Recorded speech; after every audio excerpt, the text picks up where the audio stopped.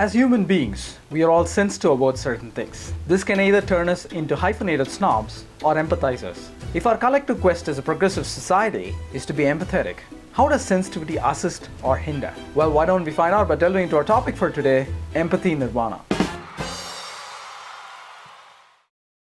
My uncle likes to keep things nice and neat, his car being no exception. He'd have it washed and polished to squeaky clean perfection, giving you the impression that you're inside a brand new car each time. My uncle is a fun person to be around. He copy dimes, but at the same time, he can make your life a living hell if you don't match up to his impeccable standards. When my uncle got married, it so happened that his wife spilled coffee inside the car. And that was it. He snapped, and the poor wife came out crying.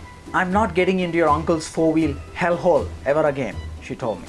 Like my uncle, I'm also sensitive about cleanliness. I just can't stand people who keep things messy, be it indoors or outdoors. Not trying to peacock as a cleanliness snob here, but just letting you know I get a migraine by looking at something unkempt. And this ain't no exaggeration. My sister has at times bore the brunt of my cleanliness sensitivity, and I've often questioned myself, how can I desensitize this sensitive part of me? Sometime back, I was chatting with one of my students from the university I used to work for. I was busy helping her with the process to move overseas, and the conversation digressed to talking about cleanliness, which is when I told her how stressed out I become when I see dirt. The student was like, "So why don't you help me understand this better?"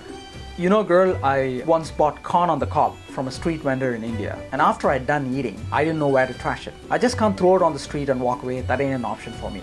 So I searched and searched for the elusive trash can, but I couldn't find any. Luckily, at the end of the street, I spotted a cow. I walked towards it, gently caressed its back, and placed the cob close to its mouth. The cow snatched the cob from me and ate it instantly. End of dirt, end of story."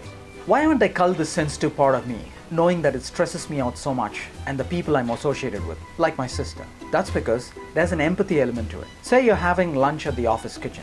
What are the two things that you'd watch out for? One is obviously the table you're going to use to have your lunch, and next is the kitchen sink you'll be using later on to rinse your lunchbox, assuming that you bring food from home. After you're done eating, both the table and the kitchen sink must look exactly the way it was before you used it. Why am I being nitpicky about this? Where's the empathy element? Well, just as you got to use the office kitchen in its best condition, shouldn't you make sure the next person walking in gets it too? Leaving our leftovers on the table and kitchen sink and not cleaning it properly makes the office kitchen look deplorable. Unsurprisingly, my sensitivity helps reverse that deplorable situation. It'll make sure that the place is good enough for someone to step in and enjoy. The next time you go to a park, beach, or wherever, think about the next person walking in. If we got a clean place by virtue of being an early bird, shouldn't we make sure we leave it in pristine condition for the late birds too? Wouldn't it be cool to have clean streets, roads, boulevards, and so on for everyone to enjoy? Isn't it our responsibility to make sure the next generation gets a decent habitat, so to speak? In countries like India,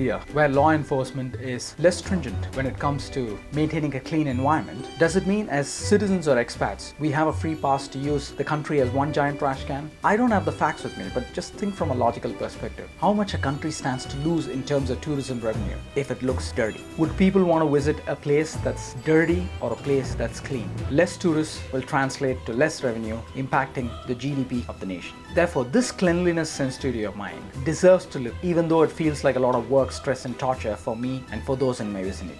In the 80s, a non-profit organization called MAD was established in the United States. MAD stands for Mothers Against Drunk Driving. Their mission includes, but not limited to, preventing impaired driving, offering victim support, and conducting awareness campaigns. One of the notable members of MAD is the Hollywood actress and humanitarian Sharon Stone. No car should start without a built-in breath analyzer that says you're sober enough to start the car, writes Miss Stone in a biography. Why would she do that? Why is she sensitive about DUI? When Sharon was 17 years old, she went to prom with a guy named Ray Butterfield. A few months after the prom, she gets a call from Ray's mom informing about her son's untimely death. Ray was apparently struck by a drunk driver when he was riding home on a motorcycle, and he choked to death on his own blood. Horrified by the loss of her prom date at such a young age, Miss Stone joins MAD to support the fight against impaired driving. As you can see, our sensitivity towards DUI carries an empathy element, and it's good such sensitivities exist because this will make sure our families get home safe.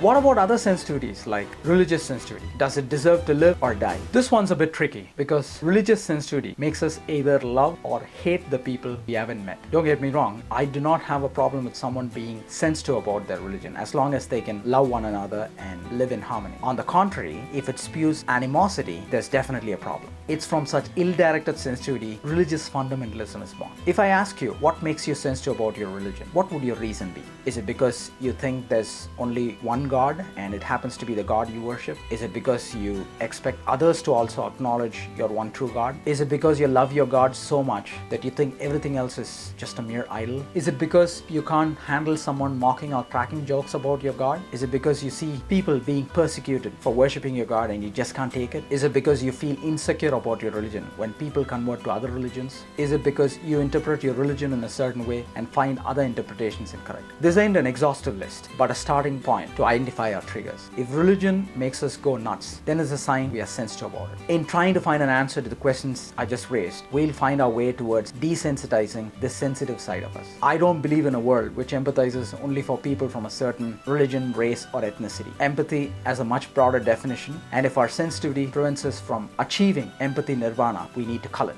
Alright, the $1,000,000 question. What are you sensitive about? Please write in the comment section below. Thank you for your time, and as always, I'll see you in another talk. Ciao.